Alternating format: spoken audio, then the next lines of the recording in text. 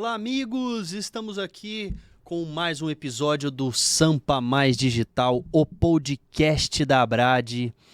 Se você ainda não é associado da Abrad, entre neste QR Code e venha se associar, faça parte dessa família, esteja aqui nesta mesa conversando, crescendo em conhecimento, crescendo em experiência e compartilhando também, né? Bom, e falando então em compartilhamento, em mesa hoje especialíssima, né? Temos nada mais nada menos que amostras empresários como todos os associados da Abrad, né? 90% dos associados da Abrad são como nós, certo? Então, por isso, hoje eu agradeço Douglas Oliveira, da agência DDM, agradeço Marco Freitas, da Formiga Digital. Obrigado aí pelo convite. Obrigado vocês pela presença. E hoje Douglão vai bater uma bola comigo aqui. Nós vamos ser quem que você quer ser de jogador? Fala aí, vamos ver. Rapaz, Ricardinho. Nossa, Ricardinho? 2000, né? É o que eu lembro do... Vocês estavam falando de futebol aqui anteriormente, é o que eu lembro de futebol, porque depois eu parei no tempo. Ricardinho do Corinthians? Pô, esse cara era inteligente, né? Mas você também foi... Ainda bem que ele não falou Ricardinho do São Paulo, né? Desespero pra gente, né? Depois foi triste, né? Não, então você é o pé de anjo. Você é o pé de anjo. Fazer aquilo que o Corinthians não faz tempo. No ângulo. Meus amigos, por favor, se apresentem, contem um pouquinho da história de vocês e do negócio, por favor. Olá, meu nome é Douglas Oliveira. Radialista? Radialista? Não. O 14º carimbeiro da agência DDM, brincadeira. O que você faz? Sou o 14º carimbeiro. Na verdade, minha história começa aos 16 anos, né? Dando aula de informática. Tive a oportunidade, depois aí passei pela Saraiva.com, passei pela Roxos e Doentes, que a gente estava conversando, né? Fiz os principais e-commerces de futebol. Então, Poderoso Timão, São Paulo Mania, Glorioso Verdão. Que legal, cara. Shop, e também o primeiro hot site do Museu do Futebol, aqui quando foi lançado o Bar Brahma. Passei também aí pelo Grupo Links, foi bem bacana, né? Foi uma experiência bem legal, onde participei de diversos desenvolvimentos de lojas online, como Lilis Blanc, Osklin, Trackfield, Billabong, Element, Ruka. Então, foram boas lojas aí. Também teve uma breve passagem na Billabong, onde eu fui gerente de e-commerce lá. Foi um bom tempo que tive ali. Podemos conquistar o prêmio de inovação no e-commerce pelo E-commerce Brasil. Que legal. Né? Então, alcançando todos os resultados dentro da empresa. Você surfa, Douglas? Não. Mas era apaixonado. Eu lembro quando eu entrei na Billabong, quando eu recebi essa oportunidade, eu fiquei assim impressionado com a empresa, porque você era criança, você falava assim, pô, Billabong. Então, foi bem legal ali a experiência com a marca. Eu acho que eu tive a experiência de trabalhar na marca e experiência com a marca desde a infância. Olha, a gente vai falar de legal. Marca, né? Como é importante posicionamento. Sim, dúvida. E aí surgiu o sonho, né, da agência, Abragência. Então estou indo para quase 10 anos já com a agência DDM, né, atendendo aí pequenos, médios e grandes empresas. Que demais. Sensacional. Muito bem. Por favor, Marco, nos conte. Perfeito. Boa tarde, pessoal. Obrigado aí pelo convite novamente. Bom, a minha trajetória não foi com grandes marcas assim como o Douglas, né? Mas eu comecei há muitos anos lá atrás, 15 anos, trabalhando lá no Grupo Walmart. Que legal. Entrei lá como frente de caixa, depois passei para supervisor de frente de caixa. Só não fui promovido porque tinha que andar de patins e eu não sabia. E aí... Depois eu entrei no membership, que era o balcão para comercialização, né, de cartões de associados, quando a gente fez aquela junção do Walmart com o Sam's Club. Então foi uma frente muito interessante. E ali desprendeu o gosto pelo comercial, cara. Então eu sempre fui comercial.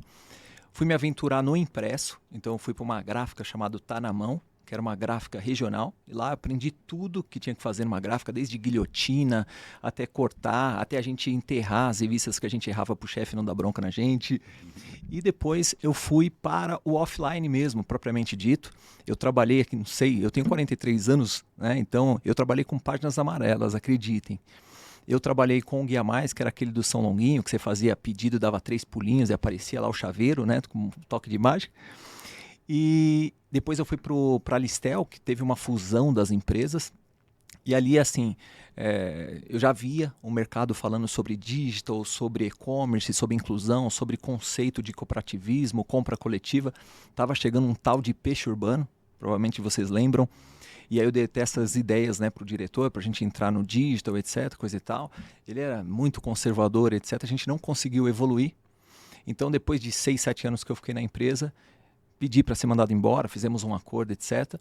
E falei, preciso me aprofundar. Entrei em sites de compras coletivas, tive meu próprio site, escalei bastante, etc. Quando eu vi que estava diminuindo, eu saí do mercado, saí na hora certa.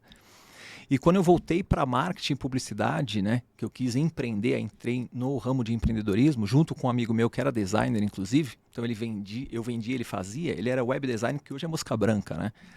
Então a gente começou a fazer esse processo de comercialização, né, e a gente teve uma escala interessante. Só que chegou um determinado momento que eu não sabia vender tecnicamente o meu produto. Então eu saí da sociedade, fui trabalhar lá na local web. Fui aprender tudo que deve fazer e que não se deve fazer, né? Fui aprender load balance, failover, server, enfim, Apache, coisa e tal. Aprendi a vender esse marketing, daí comecei a atender grandes players, São Paulo, Corinthians, Brasiliense. Eu atendia Kraft, Unilever, etc. E depois que eu aprendi tudo, né, que eu passei pela célula de Farmer e de Hunter, quando eu ia para a parceria para ser promovido, eu pedi para sair. Daí eu já falei para eles, agora eu aprendi o que eu queria, eu até pagaria para trabalhar aqui, eu quero empreender. Daí monto uma agência chamada Montar Site, porque afinal a gente só sabia fazer site, a gente não sabia fazer outra coisa. Então era muito providencial, busquei aqueles termos mais comuns, né, em montar site, legal, ranqueava e coisa e tal, fizemos a Montar Site, fiquei algum tempo com meu sócio. Aí teve uma questão realmente de princípios, valores pessoais, os caras gostavam muito de atender política, eu não gostava muito, etc. Daí fizemos uma parceria, né? Eles entraram com o pé, eu entrei com o bumbum. E aí eu fui montar a minha agência, cara. Eu acho que tem uma coisa que é interessante, vocês me permitam dizer. Por favor. No ano de 2010 para 2011, a minha agência, eu tinha uma agência em São Caetano, e aí, teve alguns indivíduos que entraram na agência, eu não tinha dinheiro, etc. Fiquei negociando minha própria vida lá. Foi, acho que, a maior venda que eu fiz até hoje. Passei por um momento muito delicado. Fiquei 180 dias com depressão, aproximadamente. Caraca, tive que ano isso? Foi em 2009 para 2010, aproximadamente. Você era daqueles que acreditava que isso não era besteira? Ah, frescura. É tipo o burnout agora, né? Eu era tipo esse. Até que passei por esse momento delicado, etc. Não passei em psicólogo nem nada, acho que nem a psicóloga me aguentava. Mas precisei de um tempo para mim, para me recompor, etc. E quando eu volto sozinho, sem computador, sem dinheiro, sem nada. E aí eu vou me aventurar, e aí eu entro num coworking. Igual o Belchior. Basicamente. Como é que é? Apenas um latino-americano, sem dinheiro no banco, Tipo sem isso. parentes importantes, vindo do interior. Tipo isso, cara. E acho que foi interessante esse momento, porque eu cheguei no fundo do poço, aí costuma se dizer que quando você chega no fundo do poço não dá para cair mais. Aí a nossa opção é só subir, né? E aí eu monto uma agência com o nome Strong, que representava força para mim naquele momento. E aí comecei num cowork. Então, a minha moeda de troca era: faça o marketing do cowork, você me dá só uma mesinha aqui para usar meu computador. Daí consegui escalabilidade, assim, num período de 1 ano. Coloquei uma pessoa para trabalhar comigo, daí a mulher já achou ruim. Agora você está com 2 posições, me paga um golinho. Paguei. Quando fui para a 3ª ou 4ª posição, eu optei por sair, montar lá na Vila Formosa um escritório. Daí coloquei mais um web, mais um designer. E aí fui crescendo, graças a Deus, fui dando essas voltas na vida que a gente dá, né? Depois de algum tempo, eu tive um problema, na verdade, com o nome. Na verdade, nunca me notificaram, mas poderia ser um problema. Que a Strong, na verdade, ela é a razão social da FGV. Embora não esteja na mesma classe, né, no mesmo KNAI, etc., eu fiquei com aquele risco, aquela dúvida, né? Então, no benefício da dúvida, eu falei, cara, preciso mudar. Você nunca foi notificado? Não. Ainda tenho a agência Strong, o domínio é meu, etc. Mas na dúvida, né, cara, eu peguei e falei assim, cara, acho que está na hora de mudar. Aí eu fiz todos esses cursos de empreendedorismo que você pode imaginar. Empretec, fiz programação neurolinguística, fiz uma porrada de curso. Num deles, eu sei que a gente é muito testado nesses, né? Num desses ela falou para mim, a moça lá que fazia a condução: Marco, no que você é bom? Eu falei, você sei fazer site, redes sociais, eu vendo, etc. Puta, show de bola, Marco. Mas no que você é bom? Sei fazer site, redes sociais, show de bola. Mas no que você é bom? Puta, cara, é aquelas que deixam você meio puto, né? Eles falam, não é possível, cara. E aí, na verdade, ela estava querendo me fazer entender que em algum momento eu estava naquela síndrome de pato, né? Que não nadava direito, não voava direito, não falava direito. Já era o momento da gente tentar achar um posicionamento. Beleza. Vai pensar se você está no nome certo, se você está na agência certa, etc. Cara, Que coisa louca. Eu saí dali depressivo. É tipo quem fez Empretec, que é aquele teste da NASA que eles te jogam no chão, né? Beleza. Aí, desculpa a extensão, tá? Não, Bora, por favor. Mas História. eu Que fui... história linda, meu querido. É, muito legal. Eu fui pra Ibiúna, porque eu comprei uma chacrinha lá e fui pra descompressão mesmo, e pra pensar. Fui com meus familiares, a gente fez um churrasco e coisa e tal, daí todo mundo, né, toma uma cajibrina, vai dormir mais cedo, eu fiquei lá, na beira da piscina, tomando uma cervejinha, olhando o sol e coisa e tal. Meu, aí eu vejo, já entrando no nome da empresa, tá? Eu vejo umas formiguinhas passando. Com a florzinha, etc. Pode escrever um romance. Tipo isso, Pode cara. escrever um romance. Mas é só que sacada legal que o marketing proporciona pra gente. Eu dei um Google e coloquei lá, História das Formigas. É sensacional. Daí eu olhei lá, cooperativismo, opa, legal, cara. Eu comecei num cowork, tem a ver. Trabalho em conjunto, proporcionalmente ao peso do corpo, tinha uma formiga chamada carpideira, se eu não me engano, que ela ganhou o prêmio daquele ano porque transportava 150 vezes o peso do corpo. Ô, show de bola, então não tem nada de pequeno, né, cara? Legal. Formiga, você não vê uma formigo e uma formiga, ou seja, você não faz distinção de sexo. Muito legal pro marketing, a gente faz inclusão, atende com diversidade, desigualdade, etc. Show de bola. Cara, eu me vi representado. Peguei, dei um Google lá no registro, formigadigital.com.br estava disponível. Liguei para minha menina de marcas e patentes. Falei, ó, pensando em mudar o nome. Como assim? Qual é o nome? Formiga Digital. Ela falou assim, putz, você é louco, você tá bêbado, Marco? Eu falei, de repente até tô, cara, mas tive esse insight e quero seguir, meu. Meu, a gente registrou, eu cheguei na empresa, cara, teve resistência, teve funcionário que saiu da agência porque achou que eu tava no Strong, que representava muita grandeza, e de repente eu fui pra Formiga, que era pequeno, inferior, etc. Mas, cara, determinado que sou, pisciano, teimoso e coisa e tal, troquei carpete, troquei logo, etc., montei e incorporei. Numa pesquisa de mercado rápido, o meu pequeno empreendedor não sabia falar Strong, nem lembrava do nome, mas Formiga, cara, dificilmente ele erra um inseto. Então, aí virou Formiga e eu fiquei com o nome até hoje. Desde 2016 eu levo esse nome. E a gente sempre brinca com o ecossistema, seja bem-vindo ao formigueiro, etc. Usa bastante o elemento que a gente acabou se apaixonando pela formiga.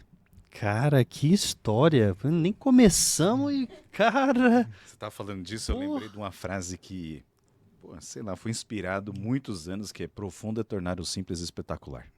Excelente. Né? Porque o strong né? E você fala formiga, mas aí eu gosto de lembrar muito das crianças. Você dá uma guitarra para uma criança sem corda, ela toca. É isso aí. Você dá um skate sem rodinha, ele anda. É exatamente isso. É isso. Eles não olharam a simplicidade, mas com profundidade. E se a Sensacional a gente vive uma realidade de ecossistema, etc. Você pode achar de repente a formiga indefesa, mas coloca a mão no formigueiro. Nossa, muito boa. Percebe o estrago que dá? Então, se a gente se ajudar, essa questão do cooperativismo é sensacional. Nossa, demais, cara. Eu perguntei a questão do... Se era FGV que você falou? Isso. É, porque eu tinha um site de revelação de fotos chamado Insta Store. E o Instagram ficou durante uns 5 anos, cara, em cima da gente, para tirar o nome Insta Store. Que achava que era a loja do Instagram. A gente fazia uma integração com o Instagram para poder baixar as fotos, para poder revelar ela em N formatos. Bloquearam a integração. E aí eu não conseguia fazer. Eu tinha que fazer através de uma API, de um software para poder entrar. Então essas tretinhas... Você fala, estava ajudando o Instagram. Quanto mais fotos eles fazem, mais eu imprimo. Então, assim, se eles não tirarem foto, eu não imprimo. Mas a gente, enquanto pequeno, às vezes você tenta colocar isso na mesa, mas é uma briga muito desleal, né? Você é muito pequeno. Nossa, então, quem é você para concorrer com os caras? Primeiro ano da Hero, eu recebi uma notificação do jurídico do McDonald's, cara. Que eu fiz uma homenagem ao Hiro Kawahara, que é o ilustrador das bandejas do McDonald's. E aí eu recebi uma notificação do jurídico do McDonald's falando que aquelas ilustrações não era dele nem da Talent, que era a agência. Era do McDonald's. Eu tava usando como benefício nosso e tal. Nossa, mas deu uma treta. Eu falei, a Hiro vai morrer antes do primeiro ano, cara. Nossa, mas é bom para aprender, né? A gente aprende às vezes pela dor, né? Desse jeito. É desse jeito. Maravilha, meus queridos. Então, entrando no tema que já fala muito sobre o empreendedorismo, né? Você trouxe um testemunho de como é que foi aí para ti a trajetória e que fala muito sobre o tema de hoje, o papel das agências de marketing no sucesso do pequeno empreendedor. E aí eu trago, então, um dado onde, bom, a nossa inteligência nada artificial, que é a Joyce, ela não colocou a fonte aqui não, mas eu vou acreditar que, sei lá, deve ser um Sebrae, né? Chama no ponto eletrônico aqui, por favor. Ah, entendi. Não, a fonte la garantia sou eu, né? A Pode perguntar direto para a fonte que eu confirmo. É isso, né, Marcão? Isso aí. Foi proposital. Então, 94 a 96% das empresas brasileiras são pequenas e médias, né? PMEs. Então, a gente pode entender do seguinte ponto. Se a gente fala de público-alvo, né, quem que a gente vai conseguir atingir, atender com maior proporcionalidade num oceano azul, de repente, é com as pequenas e médias, né? É ali onde a gente pode oferecer mais, ter um diferencial, às vezes, palpável, né? Então, eu faço a pergunta para vocês aí. Como é que foi quando vocês começaram? Quando você começou, por exemplo, Douglas, você tinha um direcionamento? Ó, esse é o público, esse é meu ICP, é isso que eu vou entregar? Como é que foi essa evolução da DDM? A evolução da DDM foi... Eu tinha, por conta acho que da carreira, eu tive muita sorte. Porque as minhas indicações já eram indicações muito boas, né? Então, eu comecei atendendo já grandes clientes, principalmente na parte de e-commerce. Então, já recebia das próprias empresas que eu passei, então já atendia essas empresas para fazer toda a parte de customização, layout, implantação do e-commerce. Então, foi um início para mim muito legal, que depois foi um problema. E fazia em que plataforma esses e-commerce? Como é que Na época eu fazia da plataforma do próprio Lynx, né? Uhum. Depois a Lynx teve uma virada de chave lá dentro, então eles contrataram uma outra empresa, essa empresa trouxe mais tudo para interno, então aí a gente acabou não atendendo mais porque ficou tudo internamente. Então eu já cheguei a fazer VTEX também. Eu particularmente, por ter trabalhado com várias plataformas, uma coisa que poucas pessoas sabem, um exemplo, a própria Saraiva.com, na época, era feito em Delphi. Uhum. Né? Não era uma plataforma, essas conhecidas VTEX, né, hoje em dia. Mas eu sempre olhei para a plataforma como um código. Então, se é VTEX, se é de repente uma Lynx, ou se é uma... Hoje tem muitas Shopify. Para mim não mudava muito, né? Porque a gente olhava código. Eu acho que o que muda bastante para o cliente é como ele vai operar. E é aí que ele encontra a dificuldade. Claro, aí tem a questão de SEO, tem a questão de estrutura, que você tem tudo enxergado dentro de uma plataforma. Mas, para quem está customizando aqui, para mim não fazia muita diferença com a plataforma que eu estava trabalhando, não. Depois, eu acho que o grande impasse foi para os pequenos, porque eu estava numa realidade e depois eu tive que entender a realidade desse pequeno aqui. Né? Então, ali foi o maior desafio em encaixar o modelo de negócio. Foi um momento onde até eu decidi não fazer mais e-commerce. Você falou, Sério? não, falei, você vai fazer como você falou, não dá. Falei, não dá porque o pequeno ele não entendia o e-commerce. Diferença do e-commerce com a loja virtual, às vezes. Cada produto vira um site. Para o cara mandar uma descrição curta, descrição longa, informações, etc., é um site, cara. É um site. Ele não quer pagar por isso, né? Então, ele, na verdade, na cabeça dele, às vezes tinha clientes que ficavam mais preocupados em colocar a foto com o logotipo dele para ninguém roubar. É isso. Do que fazer um título legal, fazer uma descrição, Isso né? mesmo. Um exemplo, o último e-commerce que eu fiz foi da Etna. Então, eu fiz um trabalho de UX UI lá com eles, inclusive foi na ferramenta Hybris, da SAP, se não me engano. Né? Depois vocês me corrigem aí, tá? Mas ali foi bem bacana, por quê? Porque nós fizemos realmente um trabalho de pesquisa, entender, ir para a rua, entender como o usuário navegava, quais eram as dificuldades, passamos ali e fizemos esse trabalho bacana e ali eu parei. Eu falei, encerrei. Eu falei, não, aqui para e-commerce, para mim, eu paro. Aí eu mudo a estratégia do negócio. Aí quando eu mudo a estratégia do meu negócio, eu falei assim, não, agora eu vou trabalhar com produção de conteúdo e posicionamento de marca. Porque eu percebi o quanto as empresas, seja ela pequena ou grande...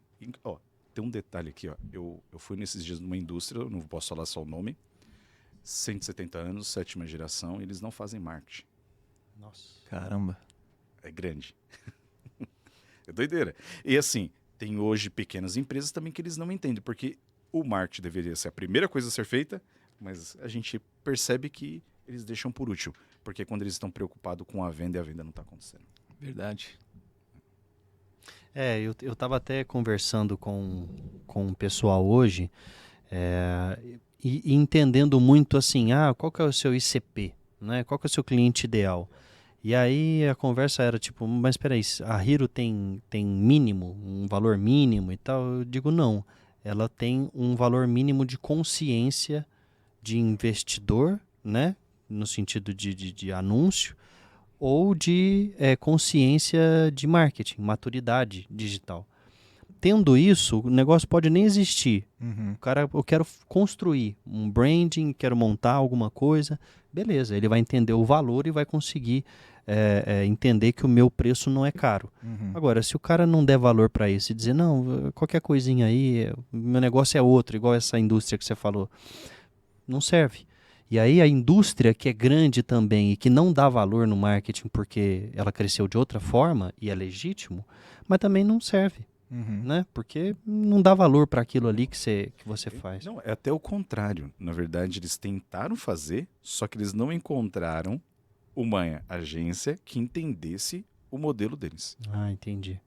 Por quê? É um pouco dos bastidores, né, do que está acontecendo muito no nosso mercado, né, que a gente fala da guruzada. Não é marketing por marketing. Tem muita coisa que as pessoas estão fazendo hoje que não é marketing. Né? Distribuição de conteúdo de qualquer jeito. Né? Fazer imagem de qualquer forma. Então, assim, isso acaba falando assim, isso não é marketing. Porque não existe um princípio, não existe uma estratégia, não é nada pensado. Às vezes não é contado o que é médio e longo prazo, por quê? Porque a gente aquele cliente que ele quer resultado imediato. Uhum. Então, quem trabalha com isso, quem entende, sabe que, baseado na honestidade, você fala, opa, calma aí. Aí eu acho que chega a hora que isso pode ser encarado dentro do ICP. Se você quer esse resultado muito rápido, talvez você não esteja preparado para isso, porque você talvez não vai entregar. Né? Então, essas coisas eu tenho até incorporado, sim, dentro do negócio. Eu passei recentemente por uma situação, né, de uma prospecção, aonde o cliente ele perguntou exatamente isso. Né? Então, primeiro que ele não falava que era preço. Mandei a proposta, a gente conversou a primeira vez, segunda vez, e eu falei, não, o que está faltando para a gente fechar? Né? Vendedor, né? O que está faltando aí? Né? Aí superando assim, as objeções.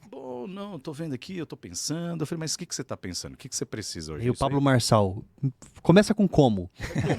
Como? Eu falei, o que você está pensando? E ele titubeou. Eu falei assim, é preço. Fala para mim. Porque se você for claro, eu ajusto. A gente tira serviço, né? É uma coisa que a gente aprende também como agência, viu? Sim. Né? Porque às vezes a gente diminui o preço, não tirava serviço, e trabalha que nem um maluco, né? Exatamente. Então eu falei assim, não, a gente ajusta. No final ele falou que realmente era preço. Só que dentro daquilo que era expectativa dele, não ia ser uma realidade. Então às vezes isso eu coloco dentro do meu ICP. Desculpa, eu não vou conseguir trabalhar contigo agora, né? Porque eu quero fazer um bom trabalho para você. Para que a gente depois não seja uma decepção. Porque no final, não é que você não consegue fazer o trabalho, você não tem recursos suficientes para realizar aquele trabalho. Então, acho que entra isso dentro do ICP também. Total, cara. Show de bola. Eu estava fazendo umas reflexões do ano passado para esse ano, muito em cima de que tipo de cliente que eu quero atingir para evitar problema. Porque às vezes você pega e coloca um cliente na casa e você diz assim, putz, coloquei porque eu precisava fazer a conta fechar, a meta bater, e esse cliente está me dando muito trabalho, e, enfim, e eu não vou conseguir entregar o que ele quer.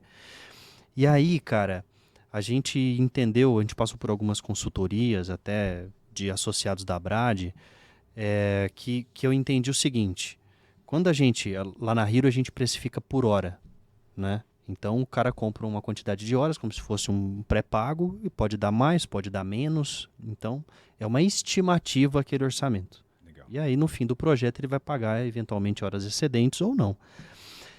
E aí na hora de desenhar o projeto, normalmente se coloca lá assim, olha, qual que é a sua margem? Né? Pô, eu vou colocar 40% de margem. Tá, mas esse projeto aqui, para esse cliente, eu posso colocar 100%. Né? Posso colocar mais. E aí você fica com aquele medo, não, mas eu coloco 40, 100, como é que eu faço, né? Deixa eu ver o tamanho desse cliente. E aí se você precifica com uma margem baixa, E aí vamos colocar de maneira hipotética aqui, você vai lá, vai precificar um site. E aí você coloca esse site institucional, vai custar 10 mil. A hora que você entra para a concorrência, ele olha e fala, 10 mil, você não vai me entregar. Não, tá fora. Você tá fora na concorrência porque 10 mil é muito barato, você não vai me entregar. O cliente pensa. Uhum. Aí você vai lá e fala, não, esse site tem margem, vou cobrar uns 80 mil. Aí você chega lá, apresenta, o cliente fala assim, nossa, caro, hein? Quase desmaiei. Tem como negociar aqui? Ah, tira aqui escopo, horas, você tá comprando horas e tal. 40 mil? Então tá, 40 mil. Você vira, quê? Eu fechei 40 mil? Meu Deus do céu! E aí você fala, você tá entendendo? É assim, a pessoa olha e fala, nossa, esse molho de tomate é italiano, é caro, mas esse aqui é aquele com amido, né? Mas eu queria comprar esse italiano. Hoje eu vou comprar esse aqui, mas amanhã eu vou comprar esse italiano. Aí daqui um mês ele volta, hoje eu vou comprar o italiano. Você sabe que eu tive uma lição interessante com o vendedor de soufflé. Não sei nem se vocês já viram essa história. É. Uma vez eu parei até para observar eles, né? No farol, e aí você vê que o cara, quando ele vai vender o chocolate para você, ele nunca oferece que quer um chocolate. Ele já vem com 5. Você quer 5 soufflé? Aí você fica pensando, o que eu vou fazer com 5 soufflé, cara? Você é louco, bicho, não vou revender isso aí. Leva 4 então. Não quero não. Leva 3. Não, leva 2. Não, então leva 1. Ele fala até com desprezo.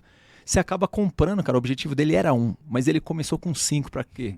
Para superar, para ter poder de barganha, etc, até chegar o poder de decisão de compra. Porque se ele fala 1 e você fala não, acabou a negociação. Você aprende demais, cara, com o Silvio Santos, que são os caras que eu gosto, com o vendedor de caneta, com o cara da feira que chaveca a sua mulher, você nem percebe, sabe? Com o vendedor de chocolate. São sensacionais as técnicas de venda desses caras. E aí vocês falaram uma coisa de cliente que eu achei interessante, a gente aplica lá na Formiga também, que é demitir clientes. A gente costuma dizer uma frase que é muito antiga, né? Se custa a paz, custa caro. Então, se o cara está consumindo, né? É muito mais fácil você perder ele. Eu posso me dar esse benefício, porque por trabalhar com um pequeno cliente, né? Então eu posso substituir um boleto. Porém, quando você tem uma grande conta, esse é o problema, né? Às vezes você fica um pouco refém, abre um pouco as pernas, o cara fala que não vai pagar agora porque está na pandemia, me dá 45, 50 dias, você segura, porque senão sua agência quebra, né? Então, já entrando, foi por isso que eu adentrei ao pequeno empreendedor. Vocês me permitem, desculpa, cortar. É lógico. Como comecei, né? Porque eu não comecei grande assim, igual o Douglas, né, cara? Não, só os clientes. Só reforçando, eu comecei como vendedor de lista impressa. Então, meu trabalho, cara, meu carro era cheio de lixo. Era assim, abria o porta-mala, tinha panfleto. Eu pegava papel na rua para depois fazer prospect, né? E aí eu tirava foto de muro para pegar telefone, etc. Era sempre fui hunt total, cara. O cara passava com a Kombi pra mim lá, borracharia. Eu falei, como assim? Você não tem marketing? Não tá na lista impressa? Bicho, procurei borracharia, não te encontrei. Então era assim, a todo momento eu comecei como um pequeno empreendedor. A ponto de quando eu quebrei e recomecei de novo, eu me senti na pele como pequeno empreendedor. E quando eu fui adentrar até um parceiro para me ajudar, que o cara, quando ele se forma em publicidade, né, em marketing, ele quer gastar inglês, né, meu? Você não entende bulufas do que ele fala, né? Você faz uma reunião com o cara e você fica dando Google, meu. E eu falei, cara, isso não é a realidade do meu mercado. É verdade. Puta, você atende hoje fazendeiro que o cara é analfabeto e é ele que é o cara do dinheiro, meu. Por que a gente está complicando tanto? Então eu procurei sempre uma forma de simplificar e falar a linguagem do meu cliente. Então, eu respiro pequeno empreendedor desde que eu era pequeno, porque agora eu sou grande. Mas só no tamanho continua sendo PME. Vocês falaram de uma coisa, eu lembrei de uma frase do Seth Godin, que ele fala que escolha seus clientes, pois eles definirão o seu futuro. Exato. E isso mexeu muito porque assim, eu comecei com clientes grandes, só que indicação, ela tem um fim. Tem uma hora que, né, um exemplo, eu já atendi a TNG, né, inclusive aqui é Alphaville. Só que a gente fez o trabalho com a TNG, em determinado momento a TNG internalizou o processo. Acabou. Mas você entendeu? Então, assim, é um perigo muito grande, né? E até como negócio, assim, eu tive que aprender, acho que eu apanho até hoje. Eu falo assim, as costas duras de tartaruga, porque você tá, de repente, você tá com um cliente aqui, daqui a pouco ele desce, ele deixa um buraco, e você vai, corre de novo, pega outro cliente. Eu vi uma frase até interessante que ter agência, eu não sei se foi até no Sampa Digital, um dos podcasts, mas assim, é um eterno correr atrás do rabo. Você fica lá, né, o tempo todo, porque você está aprendendo a lidar com o cliente, até na questão do contrato. Então tem gente que começa com 3 meses, 6 meses, 1 ano, aí você era contrato em horas. No início era em horas, né? Só que eu me baseava como? Baseava pelas empresas que eu passei. Só que depois você vê, aí o cliente ele começa a olhar para sua estrutura. Ah, mas sua hora é essa? Como é que é a sua estrutura? Aí você entende, você fala assim, caramba, estou calculando minha hora errada. Porque realmente a estrutura lá tinha 10 pessoas atrás. Quem está aqui? Está o Douglas. Talvez eu contratar mais uma pessoa aqui para ajudar, porque dá para fazer o trabalho. Então você começa a entender também isso. Opa, calma aí, eu tenho que ajustar aqui também o meu modelo de negócio. Foi uma aprendizagem também de negócio. Exatamente. Eu tive um bate-papo, fiz uma reunião recentemente e tinha peixe grande lá, cara. Eu estava com o Matheus Magno, que é CEO da Sambatec. Eu estava com o Ávila, que hoje é CTO da Livelo, etc. Eu estava conversando com o Douglas em conversa de bastidores. A gente trocou PowerPoints. E aí o Ávila falou, cara, eu sou CTO da Livelo, eu sou empreendedor, né? Não sou empreendedor direto, mas o seu material é melhor que o meu, cara. Mas, Marco, um toque que eu vou te dar. Você fez isso, algumas apresentações até com uma gratuidade, puta, fantástico, etc. Seu material mais rico que o meu. A diferença é que essa semana eu ganhei 70 mil de palestras. Então, às vezes a gente como empreendedor, né? E eu passei durante bastante tempo com isso, a gente quer ajudar, compartilhar e etc. Cara, mas a gente vive uma realidade capitalista. A gente tem conta para pagar, tem boleto, tem filho, escola das crianças, etc. Se você ficar compartilhando conhecimento a todo momento de forma gratuita, você está fadado ao fracasso aí. Sim. O cara, quando vem com um contrato de 3 meses na agência, na verdade o que ele quer fazer é um curso. Ele não quer o seu serviço, ele quer aprender como você faz. Porque a gente vive uma realidade, nossa, como eu sou uma agência participativa, porque vocês fazem o contrato na Formiga Digital, eu faço a campanha de Meta Ads na sua BM. O Google Ads eu não uso a minha conta, eu uso a sua. Pô, você já deu tudo pro cara. Montou tudo, isso aí. Entendeu? Daqui 3 meses não quero mais. Ó, o cara já saiu fora, tira ele, né? Acabou o usuário dele, etc. Só coloca saldo aí que tá montado. Eu falo muito isso, cara. A gente faz na nossa MCC, porque quando o cliente sai e ele pede, eu digo assim, ué, mas não estava dando certo? Exato. Vai lá e faz outra. Ué. Agora você vai usar a que eu fiz para dar continuidade? Não está fazendo muito sentido esse negócio, cara. Exatamente. Eu concordo com você. E tem algumas coisas que com o tempo a gente vai vendo e vai lendo além daquilo, né, que a gente está presenciando. Eu tive uma prospecção, hoje é quinta-feira, essa semana, cara. Uma empresa, uma indicação legal, grandes concorrentes e tal.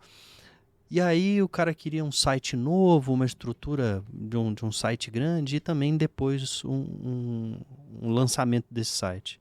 Aí eu fui lá, beleza, esse é o valor e tudo mais. Ele falou assim, ah, beleza, cara, só para fazer a home ou a subpágina no Figma, quanto que fica? Eu falei, cara, eu nunca fiz isso. Na pizzaria, se eu levar a mussarela e o tomate, sai mais barato? O que você vai fazer, cara, com a home e com uma subpágina? Não, é só para eu ver o grau de design seu. Aí eu falei assim, olha, você viu minha apresentação? Você viu meus cases? Agora, olha teu site. Então, assim, cara, o teu design tá muito ruim. Uhum. Então, se você tá vendo o que eu tô fazendo e acha que isso ainda tá em dúvida, desencana. E era uma indicação do pessoal da Vivo e tal. Aí o cara falou, não, eu tô te explicando como que funciona aqui na diretoria. Aí eu falei, tá, então eu vou te explicar como é que funciona na Hiro.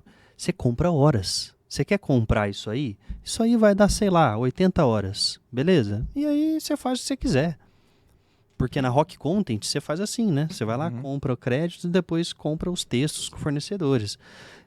Cara, eu falei, essa realidade eu nunca vivi. O cara querer comprar isso. Mas beleza, você quer, tá aqui. Mas sabe quando você olha além, você fala, ih, esse cliente aí, vamos fazer o seguinte, larga a mão, cara. Só quer a ideia. Não está fazendo sentido nenhum. Você pega com muito cliente pequeno, provavelmente vocês já devem ter passado por isso. Ele não valoriza a sua hora de trabalho.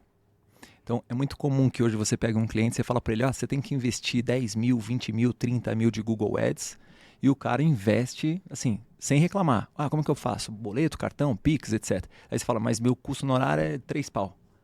Ah, não, cara, é muito caro. Ele não chia em nenhum momento quando você fala de tráfego, mas quando você fala da mão de obra, ele chia. Aí, volta e meia, a gente sai fazendo exercício com ele. Cara, vamos fazer o seguinte, vamos construir um banheiro para você? Você chama o pedreiro lá e quanto ele cobra no banheiro? Ah, ele cobra 2 contos para fazer o banheiro. Legal, cara. É só 2 contos? Essa é a mão de obra deles. Tem que comprar cimento, parte elétrica, janela, etc, coisa e tal. Então, esse é meu trabalho. Agora, se achar que você pode fazer sozinho, você faz. Eu acho que, 43 anos, cara, como você foi lá no fundo do poço e voltou como eu acho que te dá uma possibilidade, obviamente, de ser um pouco mais duro. É, isso aí. Porque eu acho que o mercado também está carente daquele consultor que rebate, que fala a verdade. Ele não quer que você fale amém, cara. Isso. É por isso que eu estou contratando você, porque eu quero que você me prove que você está certo, entendeu? Eu quero comprar a sua criatividade. Certo. Exatamente. Entendeu? É isso. Eu acho que esse é o problema da geração que vem hoje. Puta, eu me formei em marketing a primeira vez com o Philip Kotler. A galera que está se formando nos últimos anos estava vendo a Anitta como empreendedorismo. Com todo respeito a ela, obviamente, mas, cara, meu livro de cabeceira era outro, entendeu, bicho? Administração e marketing. A gente é raiz. Kotler. A gente vive uma realidade também que o código, o LGPD, né? Ele bloqueia muito o nosso poder de rantear, como eu fazia anos atrás. Então, hoje a gente vive uma característica muito mais passiva, né, cara? Então a gente tem que receber o cliente para depois fazer uma venda. Então ficamos totalmente dependentes do conteúdo, do tráfego pago qualificado, etc. Então é isso que a gente tenta doutrinar o cliente, né? Que, cara, se você não fizer, você não vai ter. Tudo bem. Em algum momento a gente vai ver outros problemas, é o atendimento do cara, às vezes tem que ser meio X9, falar, estou gerando lead até a sua porta, problema de conversão, desculpa, eu fiz aqui um levantamento, um cliente oculto, identifiquei que é o Douglas que não atende direito, cara. É isso aí. Entendeu? Mas trabalhar com o pequeno é essa loucura, cara. Tem um palestrante que fala assim que a gente vive, quem atende o pequeno, de eternas prospecções. Eu quando fui trabalhando na Local Web, rapidamente, teve uma devolutiva do Gilberto Maltner, que era presidente, que foi muito interessante. Eu fui para entrar para a célula de Hunter e ele me colocou na célula de Farmer. Eu falei, mas cara, eu quero ser Hunter. Sou um passarinho que voa, cara. Não, você vai trabalhar aqui dentro, etc. Mas não quero. Eu vou te dar o cartão de crédito da empresa, você vai fazer relacionamento, você vai atender Lucas, Douglas, Joyce, etc. lá na empresa deles, etc. Vai tomar café e coisa e tal. Eu não quero, cara. Cara, eu vou te mostrar que você vai aprender a vender por relacionamento. Só para saber se o cara tá bem, como é que tá a operação dele, etc. Putz, cara, relutei bastante. Demorei 15 dias para aceitar a proposta e fui. Cara, durante 7 meses eu fui o melhor vendedor da Local Web. E aí, como que era o sistema de promoção de venda deles para vendedor? Era o cara de chamado, porque ele conhecia tecnicamente do servidor, mas não sabia técnicas de vendas. Eu entrei com uma proposta totalmente diferente. Eu ligava pro cara, inclusive da Moca tem uma etiquetadora que é a TIT 360, vocês devem conhecer. Tinha show, eu falava pro cara, bicho, vai ter show aí do Jorge Mateus, vai cair essa porra aí, cara. Não vai aguentar. Você tem 2 servidorzinhos aí, não tem feio. Aí comecei a gastar o que eu aprendi, né? Aí você não tem failover, não tem load balance. Ixi, não sei não, hein, bicho. Tá ruim. Aí, cara, a gente vai ter que colocar banco de dados no servidor físico para preservar, mas eu vou ter que colocar navegabilidade lá em cloud, cara, porque daí a gente precisa ter esse processo de flexibilidade. Comecei a gastar aquilo que eu aprendi, né? Dos caras, aí sim. Aí, cara, era incremento em cima de incremento. Entendeu? Bem que lá tinha um teto, você não podia. Você chegava até um teto de comissão, os caras falavam, parou. Você tá ganhando mais que o Lux, não pode. Entendeu? Mas Claro. entendeu? PME é louco, cara. Você falou, anotei aqui, né? Eu percebo que o cliente pequeno também, ele contrata a agência e fica olhando pro caixa. Isso é o pior, isso é o problema. Porque ele não tem um centro de custos de marketing. Talvez, acho que dos 94, que ele não planeja o marketing. Né? Aquilo que a gente falou, né? Deixa por último. Então ele não tem um centro de custos de investimento. Então, às vezes é a última alternativa dele. Preciso de... Exatamente. Então ele tá falando com você e tá olhando pro caixa, o dinheiro tá indo. Tá falando com você e ele não tem esse tempo. Eu acho que isso acaba também prejudicando bastante o trabalho das agências. Ele fala pra mulher dele o seguinte, ó, não vou pagar o aluguel esse mês, fica tranquila, tá? Mas é porque eu contratei o Douglas, ele é sensacional, ele prometeu que ele vai fazer 6 em 7. Tá vendo? Desculpa a alfinetada, tá? Mas, cara, eu sou meio contra a metodologia pronta, tá? É uma característica marca. Eu gosto de pegar o cara pela mão, entender a dor dele e sair desenhando. Esse negócio de receita de bolo comigo não funciona muito. Ixi, não. Eu passei, você falou isso, eu passei uma situação que eu tava falando, era num restaurante novo, fizeram um baita do investimento, e aí me acharam através do Google Meu Negócio, conversei com a pessoa, falou assim, não, a gente quer fazer um investimento, inclusive a gente vai vender o carro. Aí eu peguei e falei assim, não vou fazer isso, não vou vender carro. Porque não funciona dessa forma. Se fosse o Érico Rocha, você falava, sim, venda e peça dinheiro pro seu vizinho, porque você vai ganhar e vai pagar ele. Doido. Mas você viu Tem processo se a gente falar isso, não? Tem advogado, pode meter. Não tem problema não. Aí a gente Mas gera você vê, emprego. É terrível isso, porque ele está colocando toda a expectativa porque ele ouviu alguém falar de tráfego pago, ou o modelo que chega agora. Você faz lançamento? Aí eu falo assim, você não está entendendo o que é um lançamento. Eu não faço. Mas um lançamento é muito trabalho. Né? E a expectativa dele é gastar os 10 dele, né? Então que ele já gastou 10 lá no curso, e ele não imaginava que agora vai ter que fazer um site, ele vai ter que fazer o tráfego, né? Ele vai ter que fazer agora o conteúdo dele e vender na ideia que ele vai ser 5 em 1. Né? Não vai ser 6 em 7. Ele vai ser 6 em 7, né? Porque ele vai ser design, desenvolvedor. Cara, E como você explica o negócio? Esses dias eu fui entrevistar um menino de Muito tráfego pago. Ele falou, fiz um curso aí, não vou citar qual que é, mas também é uma... cita. Mas é uma... Não, jamais falaria que é do Pedro Sobral. Mas, cara, o que aconteceu? O cara chegou com 17 para 18 anos, perfil estagiário, né? Eu vou fazer uma campanha, mas eu só atendo 5 clientes, no máximo 5 clientes. Eu sou gestor de tráfego já sênior, etc. Quero ganhar 10 pau, etc. Coisa... Legal. Tráfico. Vamos fazer o teste, né? O que você manja de Google Ads? Não. O negócio comigo é só meta, porque eu não acredito muito no Google. Eu provo que o meta dá resultado, etc. E por que só 5 clientes? Não, porque tem tempo para criar estratégia, gerar volume, coisa e tal. Cara, dentro dos nossos testes lá, a gente dava o cliente lá que hoje vendia mais de 300 mil reais por mês e o cara colocava lá 600 reais de verba para consumir. Vou fazer branding só, não tinha captação de leads. Então, a gente vive uma leva também de maus profissionais. Eu acho que o problema hoje do mercado, a gente pode voltar um pouquinho atrás, né? Se falava muito de coaching, o coaching foi algo que ficou prostituído, depois acho que substituíram agora pela mentoria, né? Mudaram o nome, mudaram o posicionamento, etc. Durante a pandemia, principalmente, eu me senti um pouco prejudicado, porque entraram as urgências, aquele cara que fazia um curso rapidinho, nem terminava, né? Fazia um módulo, já publicava um certificado que ele mesmo fazia como designer gráfico e começava a subir um site e falar que ele era agência. Ele prostituiu muito o nosso trabalho. Então, hoje a gente tem uma necessidade muito maior de argumentação, porque a gente tem que provar para o cara que a gente é um cara raiz. Desmistificar tudo. Eu respiro marketing digital assim desde que ele entrou. Eu sou MBA em marketing digital e não parei mais, cara. Eu faço curso direto, torto e direito, eu saio fazendo com os caras, especialização. Eu tenho certificado de Google, não faço campanha, mas né, preciso fazer o curso para entender, senão eu não vendo. Meta, sei mexer no WordPress e coisa e tal. Então eu saí fazendo curso. Cara, qual é o custo da nossa hora homem mesmo, né? O moleque tá no ar-condicionado, com a internet pago pelas mães, abre uma latinha de Coca-Cola e quer cobrar 15 pau, velho. Você faz gestão de mídia paga? Faço. Você faz também? Faço. Eu até ia falar se ele trabalhava na CT. SP Trans, né? O pessoal fala do tráfego pago. Você é da SP Trans, né? Vocês cobram um percentual em cima do investimento em mídia? Fora o FII? Depende do negócio. É assim, quando são pequenos, eu cobro um FII fixo e aí eu determino um teto. A partir daquele teto, aí eu determino um percentual. Passou mais um exemplo, mais um degrau, aí eu falo que a gente senta para conversar. Perfeito. O meu, no caso, também é subjetivo. Primeiro que para você taxar o cliente como PME é muito complicado. Parece uma coisa muito simples e óbvia, mas olha só, tem uma coisa que vem antes do P. Vem o M. Vem o microempreendedor. E às vezes a gente coloca tudo na mesma cesta. O pequeno empreendedor é um cara que às vezes já tem 20 colaboradores, você consegue cobrar no mínimo 5 pau de mensalidade, etc. O M é o mais difícil. E aí, às vezes, você pega um dentista, por exemplo, e aí você fala, puta, coitada da dentista, coitada da doutora Joyce, trabalha sozinha, etc.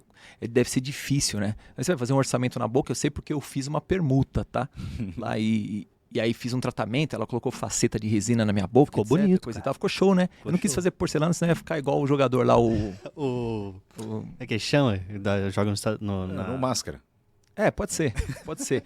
Mas, cara... Firmino, exatamente. Não quis ficar igual ele, mas olha só, doutora, se eu fosse pagar isso aqui, né? Quanto ficaria? A gente não entrou nessa conversa, né? Ficaria 35 mil. Falei, caramba, cara. Olha fora as manutenções, né? Porque quando você coloca uma faceta, etc., você come um bombom, cai a faceta, você volta lá, etc., coisa e tal. LTV e coisa e tal. E eu falei, e a gente fica colocando numa caixa que é pequeno empreendedora, puta, a receita líquida é muito maior que a minha. Né? Então, mas voltando, respondendo. Geralmente, quando o cliente é muito pequeno, eu trabalho com custo fixo da gestão, né? E aí eu coloco no contrato que até um X de faturamento também. Se você investir até 10K, por exemplo, de tráfego pago é isso, acima disso, aí eu coloquei uma régua, né, crescente para cada poder de investimento. De percentual. Exatamente. Eu coloquei isso exatamente isso porque eu percebi que alguns clientes começavam com pouco, só que ele não falava o potencial dele. Exato. Aí depois, no outro mês, ele, dobrou o meu trabalho. Só que o que acontece no contrato não estava. Famoso filho da mamãe, né? Exatamente. E a gente estava falando anteontem sobre isso. Como você tem uma dificuldade hoje de renovar contrato, né? Você tem que ter caixa hoje para renovar contrato, porque você fica com medo de renovar. Porque você chega lá e fala assim, Lucas, puta, a partir de agora, em vez de você pagar 5 mil, você vai pagar 7 pau. Daí o cara, então vamos fazer o seguinte, não renova. Aí você fica pensando, puta, e se eu deixasse essa bexiga no automático? Ele estava continuando pagando 5 pau, eu estava tranquilo, agora eu perdi. Né? Você tem uma dificuldade hoje e talvez é essa questão da valorização do nosso pessoal mesmo, o quão é importante. Cara, quanto você gastaria para montar um time de marketing? Você quer me pagar 1.000 por mês? Cara, o salário mínimo é 1.412, você não paga um estagiário hoje. Entendeu? Então vamos fazer uma troca justa, etc. E o cara tem que ter essa percepção. Eu acho que quanto mais argumento você solta, mais você deixa ele a entender que ele não manja bulufas. Assim. Ele é totalmente dependente de você. O que a gente faz nessa questão de renovação? A gente faz um contrato de um período de 12. Na Hero a gente faz um contrato de 13 meses, que o primeiro mês é para setup das coisas e tudo mais, e uma cláusula de renovação automática em cima de um índice. Então, deu a renovação, a gente só avisa que o contrato vai ser renovado. Se ele pontua que ele não quer mais renovar, beleza. 30 dias, aviso prévio, etc. Ou mesmo conclui ali porque o contrato acabou. Mas a gente só levanta a bola e diz vamos sentar se as horas não tiverem num compasso, ele estiver gastando mais horas, ele está tendo que colocar mais grana por mês. Ou se a gente precisa colocar um gerente de sucesso, tem que colocar alguém mais ali próximo porque a demanda aumentou. Então, são mecanismos... Porque, assim, qualquer outro serviço, igual o Local Web você estava falando, cara, você só recebe um boletim falando, tá aqui, segue o próximo. Pagou, acabou. O vendedor de boleto, né? Então, o que eu fiz? Vamos tentar arrumar uma forma mais automática disso aqui. E aí, a gente vai sentindo. Se precisar sentar para falar sobre cláusulas, a gente fala. Se tá tudo bem, toca a vida, vambora. O que nos diferencia, talvez, das outras frentes, né? Pelo menos assim eu me intitulo, é que você sai um pouco da esfera de ser consultor de marketing digital. Você é consultor de marketing, consultor de tudo do cara. Eu tenho cliente que liga para mim porque brigou com a mulher, cara. Parece psicólogo. Mas olha só, que coisa engraçada que aconteceu recentemente. Eu fui numa casa, chama Casa do Norte Zé Leite, e é uma casa nordestina, né? Que fica lá em Itaquera. Beleza, daí eu sentei na mesa pra gente fazer uma reunião, etc. E aí fiquei olhando pro lado assim, né? Embora eu tenha um pouco de TDAH, não era isso, cara. Eu fiquei olhando pro teto e coisa e tal. Aí quando o cara chegou, legal, tudo bem? E aí, o que você achou da casa? Daí eu falei pra ele, não achei. Ele falou, como assim? Cara, deixa eu entender. Na porta do banheiro tem um cara de rock e uma mulher de rock. Isso é na casa nordestina, né? Aí ali tem um negócio de futebol legal. Eu não tô vendo futebol na tela. Beleza? Não tô vendo rede no teto. Não tô vendo guarda-chuva pendurado. Não tô vendo Luiz Gonzaga. Não tô vendo cordel. Isso aqui não é uma casa nordestina. O que eu vou comer aqui? Pizza, cara, na hora do almoço? Então, essa crítica, o cara, sabe? O cara se sentiu ofendido, cara, mexendo no negócio dele mesmo, né? Eu falei, acho que eu não venho mais aqui, não. Primeiro que você seria muito privilegiado. Você coloca a Casa do Norte hoje no Google, cara, é menos concorrência, menos custo por clique. Você tem um poder de crescimento grande, mas você não está valorizando. Tem um em cada bairro, às vezes, né? Exatamente. Cara, esquece. Então, esquece até o dígito. Acho que eu vou aumentar o FII, tá? Porque a gente vai ter que pintar a parede, colocar Luiz Gonzaga, etc. E próxima reunião eu vou vir de cangaço. Às vezes você muda até o prato do cara, meu. Esses dias eu comi a Glória Maria. Cara, como assim, bicho? Fui lá no Paris 6 com a minha mulher. E aqui, por que eu não posso comer a Fafá de Belém, bicho, no seu restaurante? Sabe, desculpa aí, não sei se vai cortar isso, mas só é marketing, né?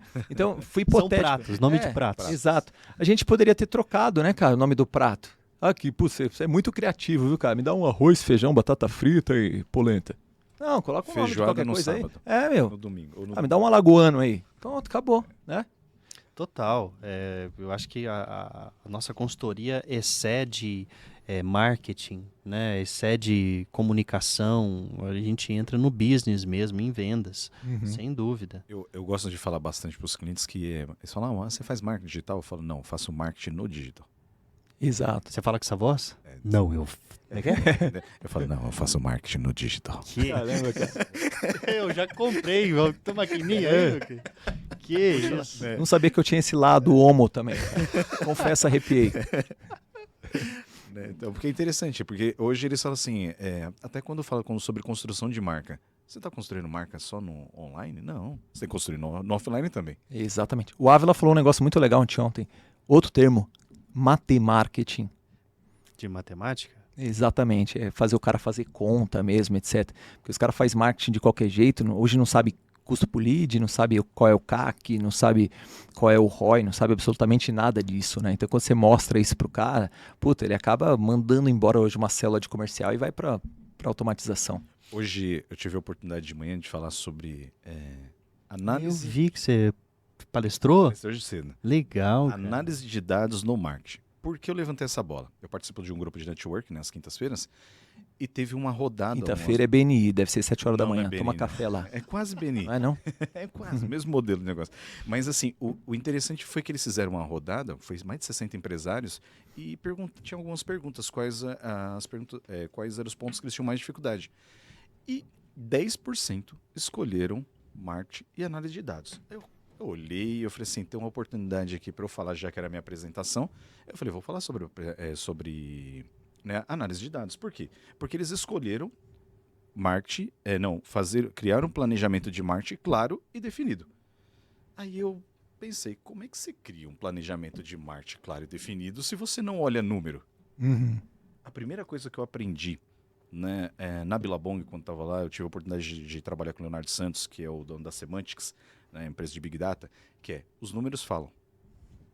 Né? Então, assim, tudo que a gente fazia olhando para o número. Então, quando você faz o X, o Y, quando você trabalha com métrica, você olha para o número. Né? E até coloquei um slide assim, ó. O que você vê? Coloquei lá um site bonitinho, você vê logo, vê banner, você vê texto, tá? O que o Google ou o que a Meta vê? Aí eu coloquei um vídeo só com os códigos. É isso que eles vê. Eles vê dados. Aí até puxei um pouco para a inteligência artificial. Até para criar uma boa imagem da inteligência artificial, é através de dados. Como é que vocês vão ter um bom planejamento de marketing se você não olha para os dados? Eu lembrei de uma frase que eu gosto bastante, que é assim, se você não conhece os seus números, você não conhece o teu negócio. Você está tomando decisão igual a gente soltava pipa. É isso aí. Saber para onde está indo o vento. Então é bem interessante. Excelente analogia. Muito bom. Meus amigos, considerações finais, por favor, Marco. Isso é rápido, hein? Passou.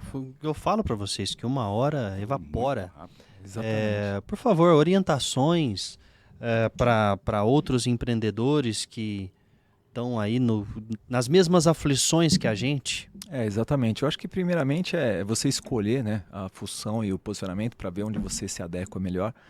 Eu escolhi o pequeno e médio empreendedor exatamente até por uma questão de segurança também, né? Porque durante a pandemia eu vi muitos amigos fecharem agências, mandarem pessoas ficar com passivos trabalhistas. Eu achei que é uma coisa extremamente dolorosa, né? Ali você está ceifando, na verdade, o sustento não só dele, mas como de outros colaboradores, etc. Então eu optei por não assumir esse risco. Esse foi um dos motivos. E o segundo foi exatamente por ter essa possibilidade de demissão de cliente e troca quando não fecha a minha conta. Se o cara está consumindo a paz do meu time, para mim custa muito caro. Então, minha dica é para você que gosta do empreendedorismo, esses números que eu disse são reais. O pequeno empreendedor está crescendo absurdamente, tem mais linhas de crédito para ele consegue entender hoje qual é o valor percebido. Só cabe a gente evangelizar ele da melhor forma possível. Mostrar para ele que não é só o Canva, que tem que fazer conteúdo humanizado, que tem que fazer tráfego pago, que tem que fazer um storytelling da rede social dele. E acho que é isso. Então, se você está alinhado aí com os meus propósitos, cara, entra no mundo do PME que é sucesso. Obrigado, viu? Show. Eu que agradeço. As minhas considerações, eu penso assim, nós falamos muito sobre posicionamento de marca, então acho que é legal a sua agência se posicionar dentro de um ICP. Acho que isso vai te ajudar bastante a cometer menos erros, né? E detalhe, um bom contrato jurídico. Você pode falar isso de novo com essa voz aí, cara? Um bom contrato jurídico. Show de bola. Assinado, viu? Não é? Douglas, É um bom caminho. eu te conhecia pelas redes sociais e já curtia, mas, cara, você é sensacional, cara. Você é sensacional. Você falou coisas aí preciosíssimas. A gente, né, o Marco também, mas, cara, esse é um dos melhores episódios aí, é por conta minha, viu? Um dos melhores episódios, porque, cara, a gente compartilhou coisas aqui que, pô, são quantos anos de cada um aqui de vivência. Nossa, que troca, gente, que troca. E isso né, acrescentando aí, eu acho que a orientação que eu deixaria é a precificação é algo muito importante, né? E a gente levou 10 anos para conseguir chegar numa precificação que se diz, putz, legal, isso aqui faz sentido para mim. Mas o medo, ele impede de você de crescer, e até na hora de precificar. Então, muitas vezes você vai precificar, é pequeno e tal, e aí você precifica errado porque você está olhando para o cliente, para o bolso dele, e aí o cliente... Até para o seu próprio bolso. E o cliente, ele é pequeno, mas não significa que ele tem pouco para investir. É o que a gente falou. É cultura de anunciante e o grau de importância que ele dá para o marketing. É isso aí. Então, faça a estratégia certa, aquilo que faz sentido, que vai dar resultado, e o valor é aquele que tem que ser, enfim, faz a precificação certa, sem olhar para a cara do cliente falando, eu quero é fechar. Não, você primeiro precisa fazer com que você tenha lucro, o cliente tenha lucro, tudo faça sentido para todo mundo, senão já começa errado. Isso é bom para todo mundo, né? Show de bola. Legal, meus amigos, se você quer fazer parte disso, né, se você entende que isso aqui é a tua cara, que tua agência vai crescer com a gente, venha fazer parte desse ecossistema. O link de inscrição está nesse QR Code que você encontra aqui e venha fazer parte dessa mesa, integrar esse ecossistema que impulsiona tanto as pequenas e médias agências. E está até no nosso, né, é uma associação brasileira de agentes digitais. Então, é isso aí. A família é grande, meus amigos. Obrigado, convidados. Obrigado co-host. Sensacional. Pô, muito legal. Até a próxima, meus amigos. Valeu.